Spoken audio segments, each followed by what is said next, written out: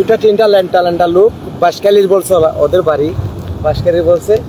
আমি একটা বয়স্ক মানুষ পানির সাথে বাসায় গেছিল, আমার জালটা ছাড়ি দিয়া আমি ওই লোকটারে বাঁচাই নিয়েছি। ওইখান থেকে নেওয়ার পর আমি রোডে ওই লোকটারে আমি বলছি এখানে উপরে বসো, শুকনার উপরে, আর তোমার কোনো সমস্যা হবে না, তোমার যদি খিদা লাগে আমার একটা ছোট দোকান আছে, তুমি আমার দোকানে যাই বসো, এরকম বলছি। আমি ওনার জন্য নাস্তা আনতে গেছি, নাস্তা আনার সাথে উনি চলে গেছি। 8টার সময় বুড়েরা ঠলার এটা আইছিল, এখানে যা অল্প কিছু মাল ছিল, যা এই বুড়োর সময় উঠছিল, এখানে বাতাস বেশি পড়ছে আর মায়ের যাইতে পারে নাই।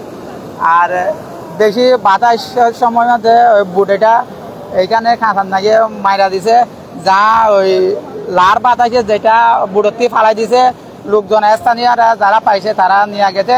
আর বোটগুলো এখন ওই হিন্দরি পাড়ের পুলিশে পাহারা দিচ্ছে।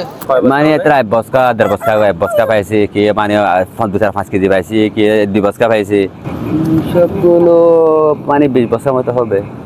1 বস্তায় কয় কেজি? 50 কেজি। 50 কেজি। হ্যাঁ, এটা একটা বুট, মানে আমি শুনছি প্রথমে, এটা শোনার পর আমি এখানে এসে দেখতেছি এগুলি সবই বাংলাদেশি মাল। হয়তো আমার যা ধারণা অনুযায়ী এগুলি মায়ানমারে পাচার হচ্ছে। এগুলি প্রশাসনের নজরদারি না থাকার কারণে হয়তো বা এরকম হচ্ছে। এগুলি বাংলাদেশের পণ্য, এখন আমরা ওই ট্রলারে যেতে পারিনি। যতটুকু ধারণা করছি এখানে ময়দা রয়েছে, আপনার পেঁয়াজ রয়েছে, আদা রসুন তেল ইত্যাদি এসব জাতীয় জিনিস, এগুলি মায়ানমারে পাচার হচ্ছে।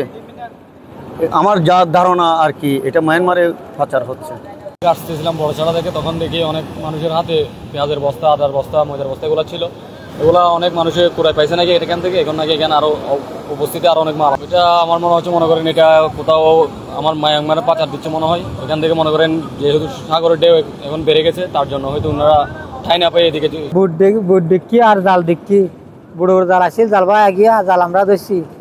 মানুষজন ফলাই গেছে, 8-10 জন আছে।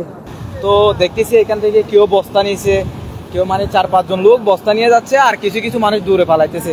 এখান থেকে 4-5 জন দূরে পালাইতেছে। আর এখানে 2 জন পুলিশ ছিল। পরে যখন এখানে সাংবাদিক আসছে দেখছে, তখন এই পুলিশগুলোও কোথায় চলে গেছে, এখন ওনার দেখা যাচ্ছে না। আর আমরা যখন এখানে রাস্তার পাশ থেকে দাঁড়াইছি, তখন দেখছি যে কিছু লুঙ্গি পরা মানুষজন 6-7 জন মতো হবে, এরা পালিয়ে যাচ্ছে। তখন সবাই মানে কিছু 4-5 জন মতো লোক দেখা গেছে, ওনারা যেদিকে পাচ্ছে দূরে দূরে পালিয়ে যাচ্ছে। মজা অবস্থা হয়ে মজা ইন্দাতে ভালো দিকে গিয়ে, হ্যাঁ